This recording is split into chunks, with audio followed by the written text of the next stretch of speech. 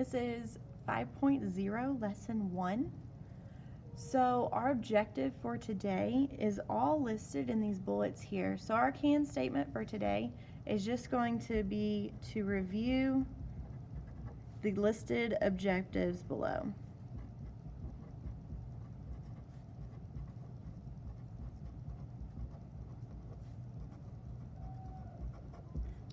Okay, and those are to graph linear equations, name coordinates of points, solve equations and determine the number of solutions, and write equations for real-world solutions, or situations, I'm sorry. So number 1, we are going to graph y equals -1/2 x plus 3.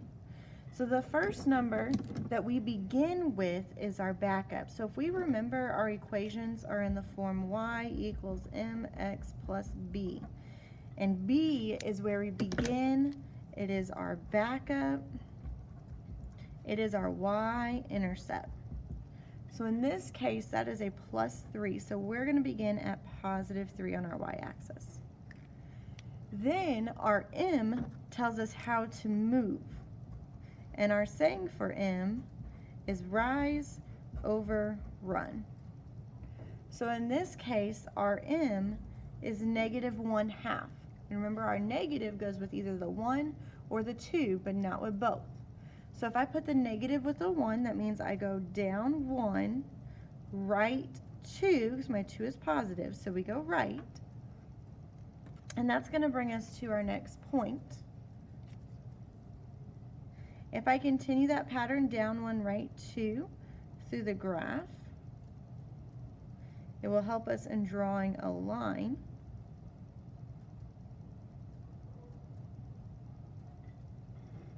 And then we can use our ruler to finish this out.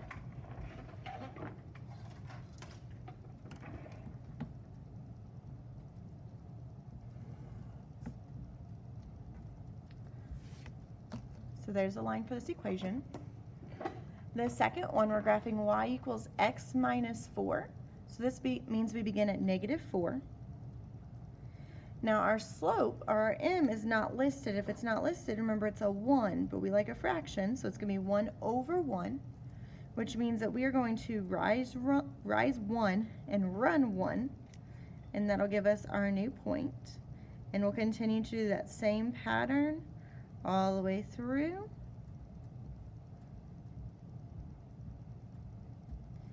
And then we'll use our ruler to graph our line.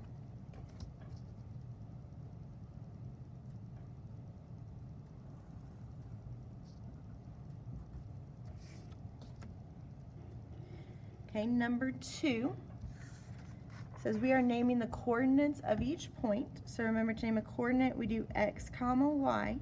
So be careful, that's the opposite of doing slope. So for letter A, our x is going to be 3, and our y is 4.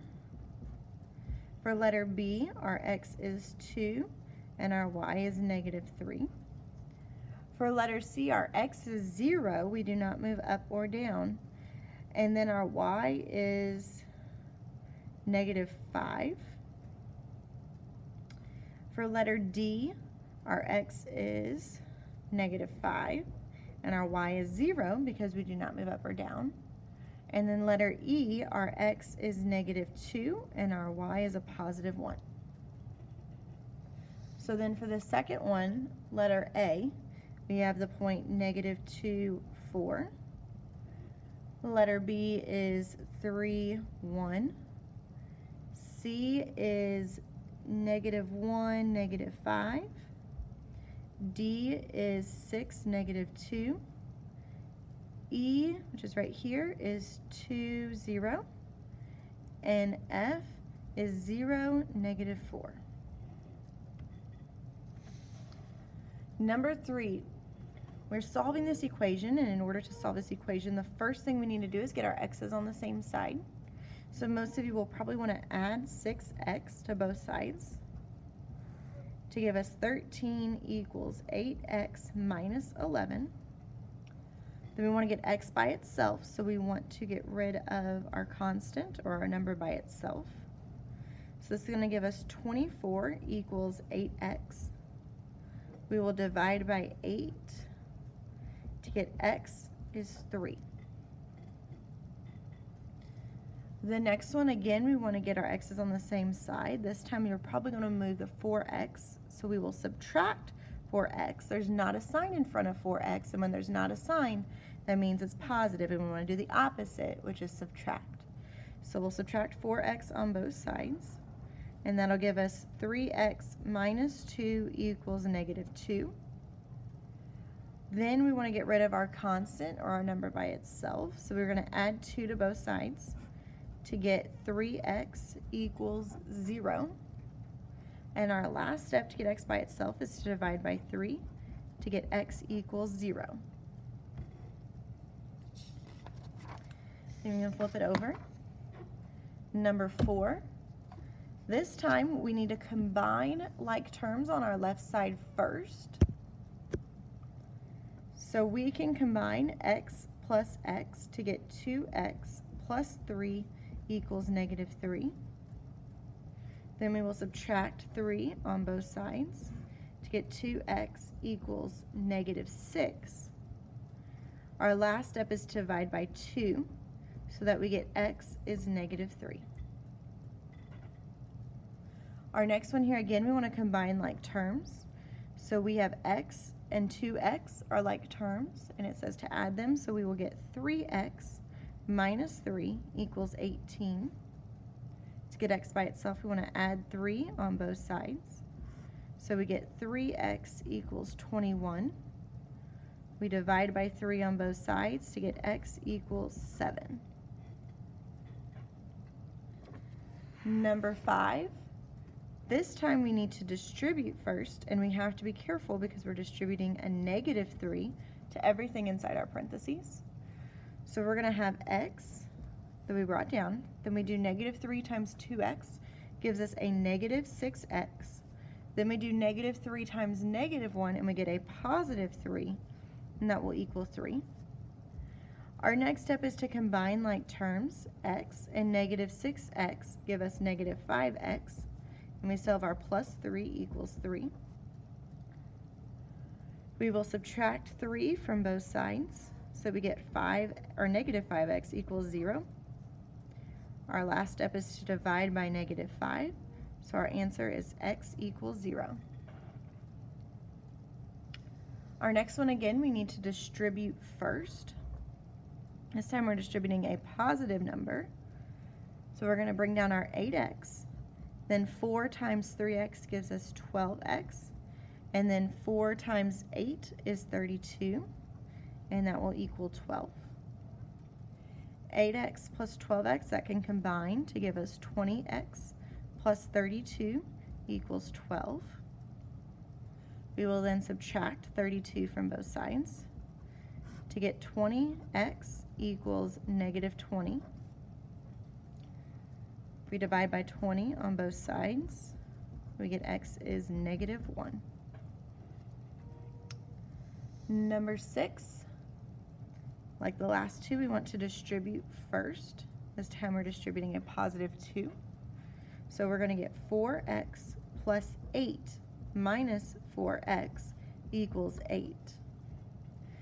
Our 4x and our negative 4x can combine. Well, they completely cancel each other out, so that we're left with just 8 equals 8.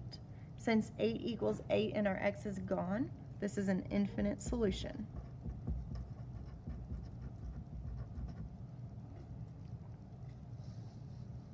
Our next one, we're going to distribute our 2 so that we get 2x plus 2 plus 4 equals 2x minus 6. Our 2 and our 4 are like terms, so we can go ahead and combine those to get 2x plus 6 equals 2x minus 6. Some of you might notice here that something is happening with our x's to where you automatically know the answer, but if you don't remember, we can still continue solving. We would subtract our 2x's on both sides and they would completely cancel, so we get 6 equals negative 6. 6 does not equal negative 6, so this is a no solution.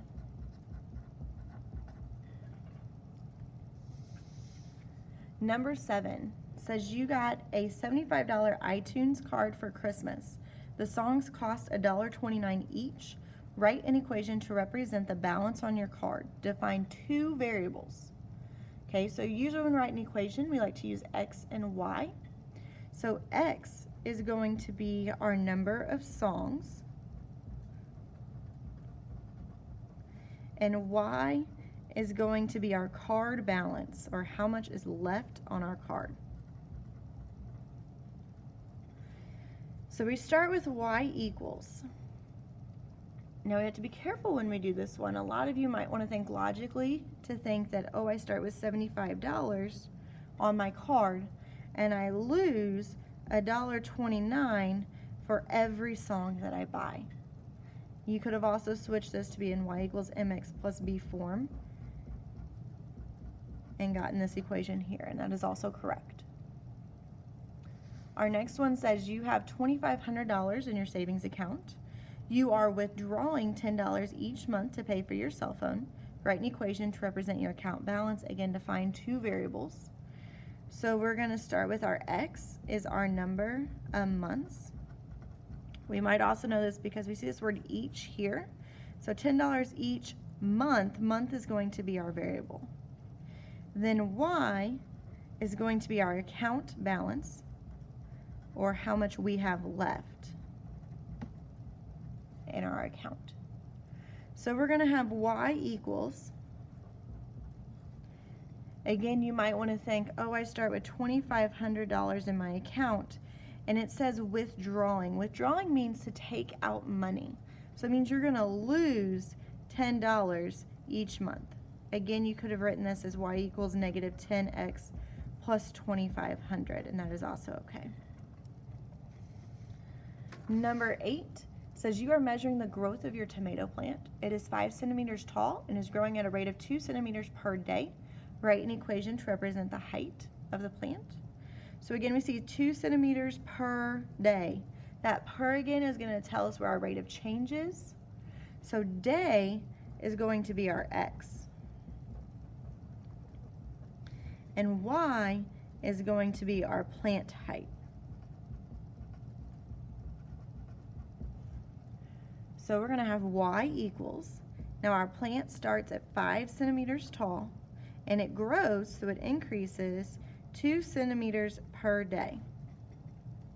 Or we could have put y equals 2x plus 5. That is also okay.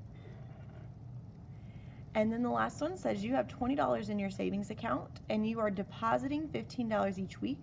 Write an equation to find two variables. So again, we see $15 each week. Okay, so each means it's going to be our rate of change. Week is our variable, so it means x is going to be our number of weeks. And y is going to be our account balance. Again, for any of these, if you want to use different letters, that is okay. So in this case, we have y equals, and we start with $20. And when we are depositing, that means we're putting in money. So if I deposit, I'm going to add $15 each week. Or again, you could switch up that order, have y equals 15x plus 20.